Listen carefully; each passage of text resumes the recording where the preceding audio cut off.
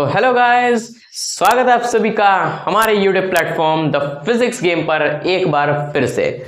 और आज यहाँ पर आपका aldehyde, ketones and carboxylic acids का ये लास्ट वीडियो होने वाला है, जहाँ पे मैं कुछ अच्छे एमसीक्यूज सेशन एक बार आपके लिए फिर से लेकर आया हूँ। यहाँ पर भी कुछ अच्छे एमसीक्यूज आज होंगे और आपको यहाँ पर असर्शन रीजन भी आज देखने को मिलने वाले हैं। तो वीडियो को जरूर से लाइक कर दीजिएगा, चैनल को सब्सक्राइब कर दीजिएगा। और चलिए आगे चलते हैं वीडियो में और सॉल्व करते हैं हम अपने कुछ अच्छे अच्छे क्वेश्चंस को। तो चलते हैं। तो पहला यहाँ पर हमारा असर्शन क्या कह रहा है, carboxylic acids are more acidic than phenols और reason the carboxylate ion is less stabilised than phenoxide ion. तो यहाँ पर जो असर्शन हमारा कह रहा है कि कार्बोक्सिलिक एसिड जो है वो फिनॉल से ज्यादा एसिडिक है। भैया बिल्कुल होता है, ये आपकी स्टेटमेंट बिल्कुल यहाँ पर ट्रू है। ऐसा क्यों? क्योंकि यहाँ पर इंटरमॉलिक्यूलर हाइड्रोजन बॉन्डिंग ज्यादा अच्छी होती है और यहाँ पर 2 ऑक्सीजन एटम्स का प्रेजेंस रहता है। और एसिडिटी के ऑर्डर में भी आपका जो ये कार्बोक्सिलिक एसिड है ये आपका फिनॉल से ऊपर ही आता है। फिनॉल आपका ये होता है बेंजीन पे OH। तो ये स्टेटमेंट तो आपको बिल्कुल सही है। अब रीजन यहाँ पे क्या कह रहा है कि carboxylate ion is less stabilised than phenoxide ion. अरे ना ना ना ना भैया, ये रीजन तो आपका बिल्कुल गलत है, ये स्टेटमेंट आपकी बिल्कुल गलत है। यहाँ पर कार्बोक्सिलेट आयन जो होता है वो लेस नहीं जबकि ज्यादा स्टेबलाइज होता है फिनॉक्साइड आयन से। अरे भैया वो ज्यादा स्टेबल रहेगा तभी तो उसकी एसिडिटी फिनॉल से ज्यादा रहेगी। और इसके जो स्टेबलाइज होने का मेन रीजन होता है वो ये होता है कि यहाँ पर रेजोनेटिंग स्ट्रक्चर्स आते हैं, जहां पर आपका रेजोनेटिंग स्ट्रक्चर जो रहता है कार्बोक्सिलेट आयन में आपका 2 ठो बनता है और जो आपका फिनॉक्साइड आयन रहता है यहाँ पे सिर्फ एक ही रेजोनेटिंग स्ट्रक्चर होता है।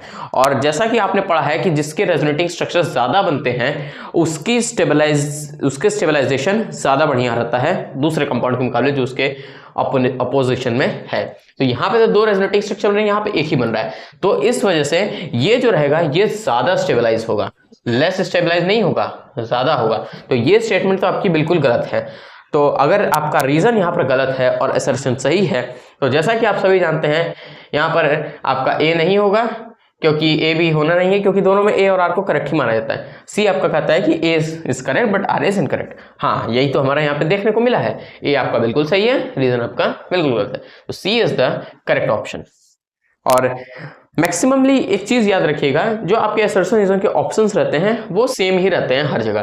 पहले में आपका कहेगा कि असर्शन रीजन दोनों सही हैं, रीजन करेक्ट एक्सप्लेनेशन असर्शन का। दूसरे में कि दोनों सही है लेकिन रीजन करेक्ट एक्सप्लेनेशन नहीं है।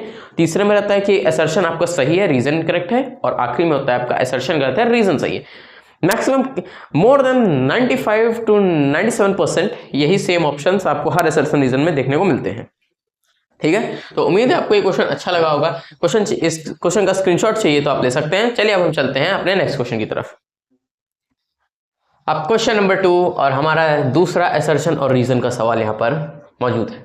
तो असर्शन हमारा यहाँ पे क्या कह रहा है, the boiling points of aldehydes and ketones are greater than hydrocarbons and ethers of comparable molecular masses. Okay, reason हमारा क्या कर रहा है, it is due to weak molecular association in aldehydes and ketones arising out of dipole dipole interactions.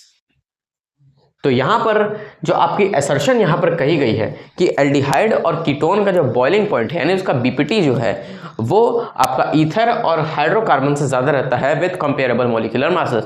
ये बात तो बिल्कुल सही है, ये आपकी जो बात कही गई है ये बिल्कुल सही है, क्योंकि ये फंक्शनल ग्रुप्स हैं और फंक्शनल ग्रुप्स जो हैं इथर भी आपका होता है, लेकिन यहां पर जो आपकी बीपीटी रहती है वो इनके केस में ज्यादा देखने को मिल जाती है। इसलिए और इनका मेन जो कारण रहता है एल्डिहाइड और कीटोन में यहाँ पर बॉइलिंग पॉइंट ज़्यादा होने का, पहला तो यहाँ पर इनमें डाइपोल डाइपोल इंटरेक्शन होने का चांस रहता है। दूसरा यहाँ पर हाइड्रोजन बॉन्डिंग का भी केस आता है। ठीक है, और मेन जो रीज़न होता है यहाँ पे वो आपका डाइपोल डाइपोल इंटरेक्शन ही होता है। और डाइपोल डाइपोल इंटरेक्शन की वजह क्या होती है कि इनमें जो इनके जो मॉलिक्यूल्स होते हैं एल्डिहाइड और कीटोन के, इनके मॉलिक्यूल्स जो रहते हैं वो जो एसोसिएट होते हैं वो बहुत ही कमज़ोर होते हैं, यानी कि वीक इंटरमॉलिक्यूलर एसोसिएशन या वीक मॉलिक्यूलर एसोसिएशन होता है इनके बीच में, जिसकी वजह से डाइपोल डाइपोल का इंटरेक्शन इनमें आ जाता है। और वही मेन मुद्दा रहता है इनके बॉइलिंग पॉइंट हाई रहने का इनके मुकाबले, हाइड्रोकार्बन और ईथर के मुकाबले, हाइड्रोकार्बन और ईथर के मुकाबले। ठीक है, तो आपका जो असर्शन यहाँ पे कहा गया है वो बिल्कुल सही स्टेटमेंट है, और रीजन में भी आपका वही कहा गया है जो मैंने अभी आपको यहाँ पे बताया, देख सकते हैं आप, it is due to weak molecular association in aldehydes and ketones arising out of dipole dipole interactions. यानी कि रीजन भी आपका सही है, और ये रीजन जो है वो इसको एक्सप्लेन भी कर रहा है, तो आपका कौन सा ऑप्शन सही हो जाएगा? बिल्कुल ए ऑप्शन आपका बिल्कुल सही हो जाएगा। Assertion and reason are correct and reason is the correct explanation of assertion. तो अब चलते हैं हमारे नेक्स्ट क्वेश्चन नंबर 3 की तरफ।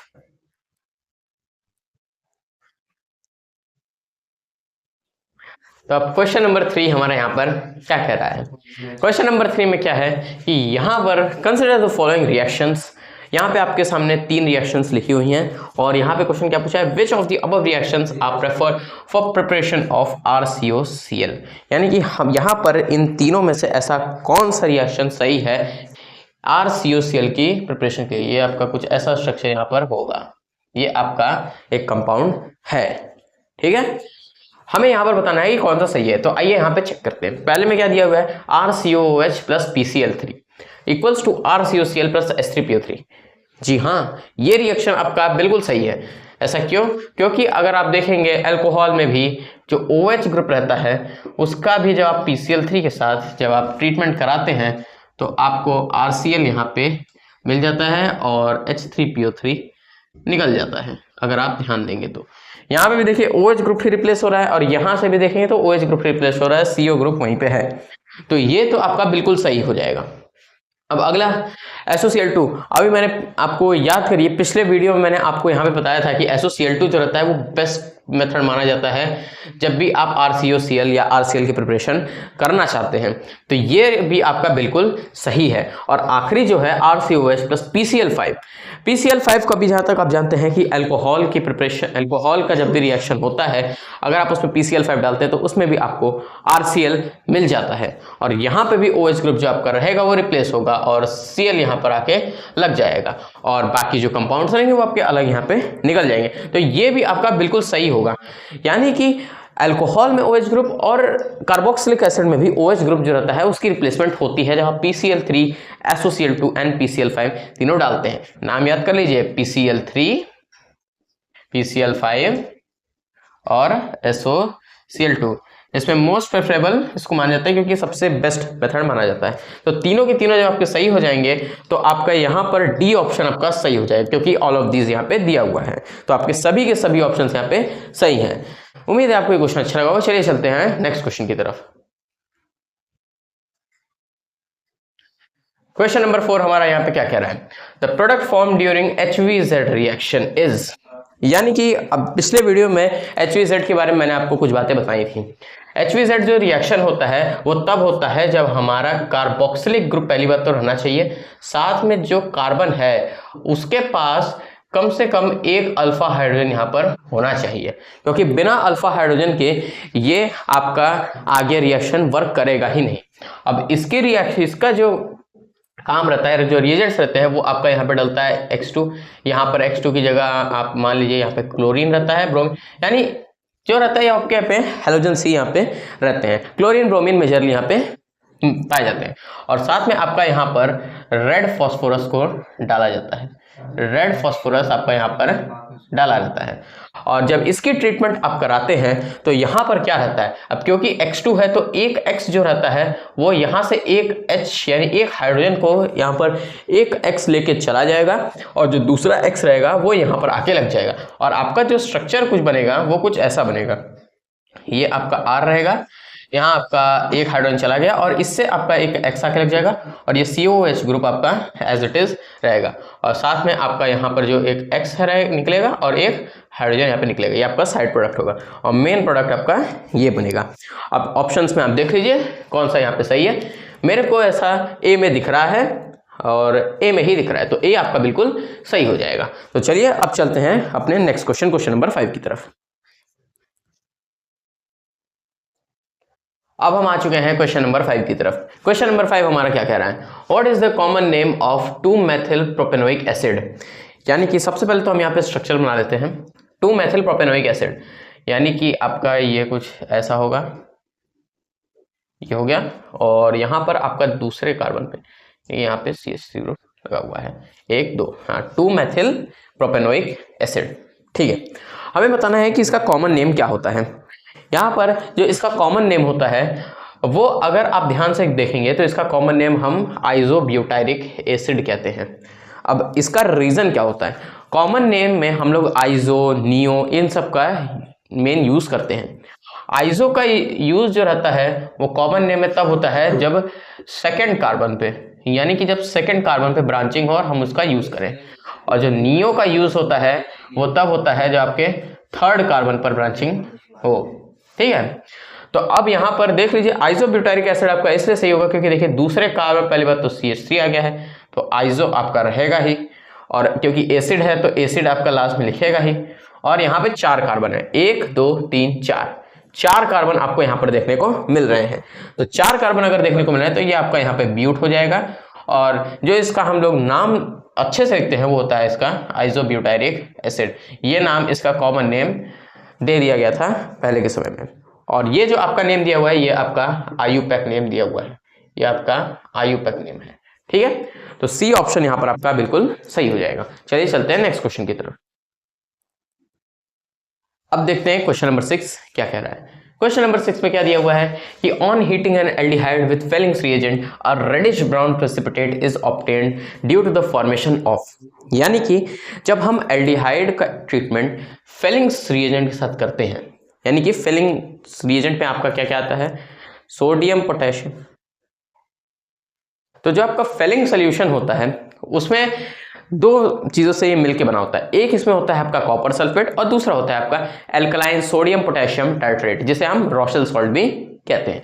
ठीक है, तो जब इस एल्डिहाइड का ट्रीटमेंट इसके साथ होगा तो रेडिश ब्राउन पीपीटी आती है, बिल्कुल सही बात कही गई है। लेकिन ऐसा ही क्यों होता है, मतलब कि वहां पे क्या चीज़ बनता है, तो ये चीज़ मैं आपको रिएक्शन देख के बताता हूं तो आप खुद ही समझ जाएंगे कि क्या होता है। तो इसका जो रिएक्शन होता है, जैसे मान लीजिए आपने यहाँ ले लिया एक एल्डिहाइड और इस ये जो कंपाउंड यहाँ यूज होता है वो होता है आपका Cu2+ और यहाँ पर OH-, ये यहाँ पर आपका होता है। ठीक है, और यहाँ पे हम इसको बैलेंस करने के लिए यहाँ पे 2 Cu2+ ले लेते हैं और यहाँ पर हम लोग 5 OH- को यूज कर लेते हैं अकॉर्डिंग टू रिएक्शन मैकेनिज्म। अब आगे देखेंगे तो हमारे यहाँ पे जो कंपाउंड बनेगा वो आपका कुछ ऐसा होगा। इस एल्डिहाइड के साथ आपको RCOO- मिल जाएगा, यानी कि एक ऑक्सीजन जो रहेगा यहाँ से वो इसके पास उठ के आ जाएगा और यहाँ से हाइड्रोजन उड़ जाएगा। और आपका यहाँ जो कंपाउंड बनेगा वो आपका कुछ ये बनेगा, Cu2O बनेगा। ये आपका आई थिंक 3Cu2 होता है। ठीक है, और साथ में आपका यहाँ पे जो एलिमिनेट होता है वो होता है आपका वाटर, क्योंकि यहाँ पर H है और यहाँ से आपका एक O जा रहा है तो यहाँ पर आपको लास्ट में H2O यहाँ पे मिल जाएगा। बैलेंस करने के लिए आप यहाँ पे इक्वेशन को यूज कर सकते हैं। ठीक है, अब आप देख लीजिए यहाँ पे किस चीज़ का फॉर्मेशन हो रहा है इन ऑप्शंस में से और फिर आप बता सकते हैं कि यहाँ पर क्या बन रहा है। आपके सामने रिएक्शन पूरी लिखी हुई है, आपने देख लिया। चलिए अब हम यहाँ बता देते हैं। तो यहाँ जो फॉर्मेशन हो रहा है वो आपका हो रहा है इस Cu2O का, जिसकी वजह से रेडिश ब्राउन पीपीटी आ रही है। इस रेडिश ब्राउन पीपीटी यहाँ पे फॉर्म हो रही है। तो Cu2O के फॉर्मेशन की वजह से यहाँ पे रेडिश ब्राउन पीपीटी यहाँ पे बनती है। और ये आपका मींस जो फेलिंग्स एजेंट होता है ये बहुत ज़्यादा यूज़ किया जाता है जब हम लोग एल्डिहाइड को एक कीटोन से डिस्टिंग्विश करें, या 2 अलग अलग एल्डिहाइड को भी हम लोग यहाँ पे यूज कर सकते हैं। तो यहाँ पे Cu2 आपका बिल्कुल सही हो जाएगा, यानी बी ऑप्शन आपका सही हो जाएगा। चलिए चलते हैं क्वेश्चन नंबर 7 की तरफ। तो अब क्वेश्चन नंबर 7 हमारा क्या कह रहा है, composition of Fehling solution A and Fehling solution B is, यानी कि यहाँ पर अभी मैंने आपको बताया था कि फेलिंग सोल्यूशन जो होता है उसमें 2 रिएजेंट्स इन्वॉल्व रहते हैं, एक होता है आपका फेलिंग ए, एक होता है आपका फेलिंग बी। अब यहाँ पर देखिए क्वेश्चन में ट्विस्ट क्या दिया हुआ है, सब में अगर आप ध्यान देंगे तो कॉपर सल्फेट और alkaline sodium potassium tartrate, copper sulphate, सब में एक ही चीज दिया हुआ है। लेकिन यहाँ पे आपके साथ गेम खेला जा सकता है, जानते हैं क्या, क्योंकि एक चीज याद रखिएगा, ए जो रहता है ए वो हमेशा आपका ए बराबर कॉपर सल्फेट ही होता है, वो हमेशा कॉपर सल्फेट ही होगा और कुछ नहीं होगा। और बी जो है वो आपका एल्कलाइन सोडियम पोटेशियम टार्ट्रेट होता है। ये मैंने शॉर्ट फॉर्म में से लिखा है, शॉर्ट फॉर्म नहीं लिखना चाहिए, ये से आपका मतलब होता है, ठीक है। तो आपका ए जो होगा वो आपका कॉपर सल्फेट और बी जो होगा एल्कलाइन सोडियम पोटेशियम टार्ट्रेट। तो आइए ऑप्शन देखते हैं। सबसे पहले क्या है, एक्वस कॉपर सल्फेट। हाँ एक चीज और, ये एक्वस फॉर्म में होगा, पहली बात याद रखिएगा, एक्वस फॉर्म में ये हमेशा होता है। तो एन एक्वस कॉपर सल्फेट ये हो गया आपका A, okay. And alkaline sodium potassium tartrate which is also known as Rochelle salt and that is B respectively. हाँ तो ए ऑप्शन जो रहेगा वो आपका बिल्कुल सही हो जाएगा, क्योंकि रिस्पेक्टिवली लिखा है, यानी ये बता रहा है कि ए वाला आपका कॉपर सल्फेट है और बी वाला आपका रॉशेल सॉल्ट है, ओके। तो इस तरीके से भी ऑप्शंस को देखा करिए, रिस्पेक्टिवली लिखने का मतलब यही होता है कि जो पहले लिखा रहता है वो 1 डिनोट कर रहा है और जो बाद में लिखा है वो 2 डिनोट कर रहा है। रिस्पेक्टिवली लिखने का मतलब यही होता है, पहले का पहले के साथ, दूसरे का दूसरे के साथ और बाकी का ऐसे चलता रहता है, ओके। तो चलिए अब हम चलते हैं अपने नेक्स्ट क्वेश्चन नंबर 8 की तरफ। अब क्वेश्चन नंबर 8 हमारा यहाँ पे क्या पूछ रहा है, some higher members of aliphatic carboxylic acids known as fatty acids occur in natural fats as esters of glycerol, how many carbon atoms do they contain. यानी कि यहाँ पे ये पूछ रहा है कि जो एलिफेटिक कार्बोक्सिलिक एसिड्स होते हैं जिनमें बेंजीन रिंग नहीं रहती हैं, वो उनके जो हायर मेंबर्स होते हैं उन्हें हम फैटी एसिड्स के नाम से जानते हैं। ये बात सही कही गई है, और वो कहाँ मिलता है, हमारे नेचुरल फैट्स में, जैसे कि एज एस्टर्स ऑफ ग्लिसरॉल, ये ऐसा एक एग्जांपल है, नेचुरल फैट्स में ही पाए जाते हैं। तो उनमें कितने कार्बन एटम होते हैं, तो इस चीज को डायरेक्टली याद कर लीजिए। डायरेक्टली जो होता है वो होते हैं आपके कार्बन नंबर 12 से कार्बन नंबर 18 तक ही ये होते हैं, जिन्हें हम इसमें लेकर आते हैं, जो इसके अंडर में आते हैं, कार्बन नंबर 12 से कार्बन नंबर 18 तक, ठीक है। अब क्वेश्चन नंबर 9 की तरफ चलते हैं। अब क्वेश्चन नंबर 9 हमारा क्या कह रहा है, the correct increasing order of boiling points of the following compounds. यानी कि एक बार फिर से हमारा बॉइलिंग पॉइंट पे क्वेश्चन आ गया है। ऑर्गेनिक केमिस्ट्री के जितने भी चैप्टर्स हैं आपको सब में बॉइलिंग पॉइंट पे क्वेश्चन जरूर मिलते हैं। तो हमेशा आप चाहे हेलोएल्केन हेलोएरिन करें, अमाइन करें, या एल्डिहाइड कीटोन करें, अल्कोहल फिनॉल ईथर, कोई भी करें, आपको बॉइलिंग पॉइंट पे क्वेश्चन जरूर मिलेगा। और ऑर्डर जो मैंने आपको बताया था, आपको शायद याद होगा, मैं लिख भी देता एक बार फिर से।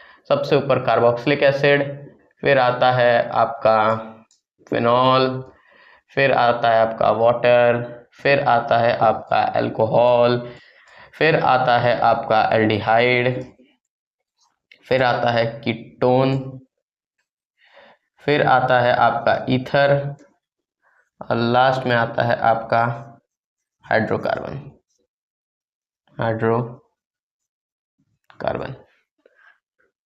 तो ये होता है ऑर्डर पूरा, ये होता है आपका डिक्रीजिंग बॉइलिंग पॉइंट का, और ये जो होता है ये होता है आपके इंक्रीजिंग बॉइलिंग पॉइंट का। यानी कि सबसे ज़्यादा बॉइलिंग पॉइंट तो कार्बोक्सिलिक एसिड की होती है, लेकिन यहाँ पे कार्बोक्सिलिक एसिड नहीं दिया हुआ है। अब हम चलते हैं अगले पे, फिनॉल भी यहाँ पे नहीं दिया हुआ है, ठीक है। वाटर तो ऑब्वियसली यहाँ है नहीं। फिर आता है अल्कोहल, यानी कि अल्कोहल यहाँ पे दिया हुआ है और अल्कोहल यहाँ भी है, यानी कि अल्कोहल का जो बॉइलिंग पॉइंट होगा इन सब में सबसे ज्यादा होगा। तो अब देख लीजिए इंक्रीजिंग ऑर्डर में लिखा हुआ है, तो देख लीजिए कहाँ पे आपको अल्कोहल सबसे आगे दिख रहा है।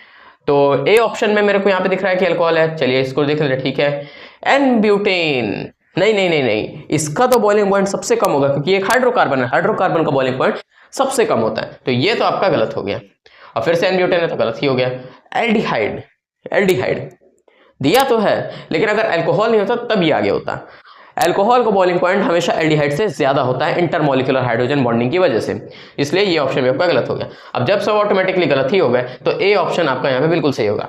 और देख सकते हैं आपका यहाँ पे हाइड्रोकार्बन सबसे पीछे होगा, सही बात है। फिर आपका यहाँ पे ईथर इसके ऊपर है, ठीक है। फिर आपका दिया हुआ है एल्डिहाइड, वो भी ठीक है। फिर आगे दिया हुआ है अल्कोहल, तो ए ऑप्शन आपका बिल्कुल सही हो जाएगा। तो चलिए अब हम चलते हैं अपने इस वीडियो के लास्ट क्वेश्चन की तरफ। तो चलिए आ चुके हैं हम अपने वीडियो के लास्ट क्वेश्चन की तरफ, और लास्ट क्वेश्चन हमारा क्या कह रहा है, formaldehyde undergoes Cannizzaro reaction because. अब कैनिज़ारो के लिए आप सबसे पहले दो बातें जान लीजिए। सबसे पहला, कैनिज़ारो रिएक्शन जो रहता है ये वो एल्डिहाइड्स शो करते हैं जिनके पास अल्फा हाइड्रोजन जो होता है, अल्फा हाइड्रोजन वो इनके पास नहीं होता, अल्फा हाइड्रोजन नहीं होता है। यानी कि यहाँ पे जो आपका R ग्रुप है ये यहाँ नहीं होगा, यहाँ पे या तो आप HCHO का यूज करेंगे या तो आप यहाँ पे बेंजल्डिहाइड का यूज करेंगे, जिसके पास अल्फा हाइड्रोजन नहीं होता है। और दूसरी बात जो रहता है, ये आपका पहले बात हो गया। दूसरी बात में क्या रहता है, यहाँ पे self oxidation self oxidation plus self reduction यहां पर देखने को मिलता है कंपाउंड्स का, जब यहां पर एक रिएजेंट में कंसंट्रेटेड एल्कली का यूज किया जाता है। ठीक है, तो आइए अब बढ़ते हैं इस क्वेश्चन की तरफ। सबसे पहला, इट हैज अल्फा हाइड्रोजन।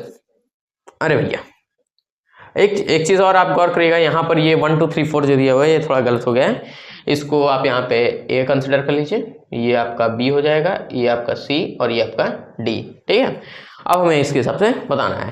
तो पहला क्या है, इट हैज अल्फा हाइड्रोजन ना भैया, अभी मैंने आपको बताया जिसके पास अल्फा हाइड्रोजन नहीं होता है एल्डिहाइड में, सिर्फ वही कैनिजारो रिएक्शन शो कर सकते हैं। तो ए तो आपका गलत हो गया। अब ऑप्शन देखिए, जहां ए दिया हुआ है वो उसको पहले एलिमिनेट करिए, बी और डी में दिया हुआ है तो बी और डी आपका खत्म हो गया एज इट इज। अब बचा है आपका ए और सी। एक ऑप्शन बस चेक करने पे हमारा आ जाएगा, बी दोनों में दिया हुआ है यानी बी तो सही है, it does not have alpha hydrogen, बिल्कुल सही बात, ये सही है। It does not undergo self oxidation and reduction on heating with concentrated alkali. ना ना ना ना ना, मैंने अभी क्या बोला, यहाँ पे सेल्फ ऑक्सीडेशन और रिडक्शन दोनों होता है, तो ये स्टेटमेंट आपकी गलत हो गई। तो सी तो खत्म, अगर सी खत्म तो ए आपका सही हो जाएगा। डी देख लेते हैं, it undergo self oxidation reduction on heating with concentrated alkali, ये आपका बिल्कुल सही स्टेटमेंट है और ये ऑप्शन आपका बिल्कुल सही हो गया। तो यही तक था हमारा aldehyde, ketone and carboxylic acid तक में एमसीक्यूज का सफर। अब हमारा जो नेक्स्ट चैप्टर पे एमसीक्यूज आएंगे ऑर्गेनिक केमिस्ट्री का, वो होगा आपका अगला चैप्टर अमाइंस। उम्मीद करता हूं कि आपको 10 के 10 क्वेश्चन जो मैंने करवाए हैं आपको अच्छे लगे होंगे, और एल्डिहाइड, कीटोन, कार्बोक्सिलिक एसिड मैंने जितने भी क्वेश्चंस करवाए हैं सब अच्छे क्वेश्चन हैं। और हाँ, एक चीज और, ये जो क्वेश्चन है, ये क्वेश्चन आपका CUET 2024 का क्वेश्चन है, यानी कि CUET 2024 में ये क्वेश्चन आया हुआ था, तो इसको स्टार मार्क करके रख लीजिए। ऐसे क्वेश्चन आ सकते हैं और खासतौर पे कैनिजारो पे क्वेश्चन आते हैं मैक्सिमम केसेस में। तो इसी के साथ अब हम इस वीडियो को एंड करते हैं। आप हमारे वीडियो को लाइक जरूर कीजिएगा और हमारे चैनल द फिजिक्स गेम को सब्सक्राइब कीजिए, और ऐसे ही अपना सपोर्ट बनाए रखिए। सपोर्ट बनाए रखेंगे और बढ़ाते रहेंगे तभी तो हम आपके लिए ऐसी बढ़िया बढ़िया वीडियोस, सिखाने वाली वीडियोस हम ला पाएंगे। तो आपका सपोर्ट जो है वो हम सब के लिए बहुत ज़रूरी है, मेरे लिए और आपके हर्ष सर के लिए भी, हम दोनों के लिए बहुत ज़रूरी है। तो चलिए अब ज़्यादा टाइम वेस्ट ना करते हुए इस वीडियो को हम एंड करते हैं। मिलेंगे हम अपने अगले लेक्चर में जो होगा हमारा अमाइंस का। चलिए तब तक के लिए टेक केयर, बाय बाय।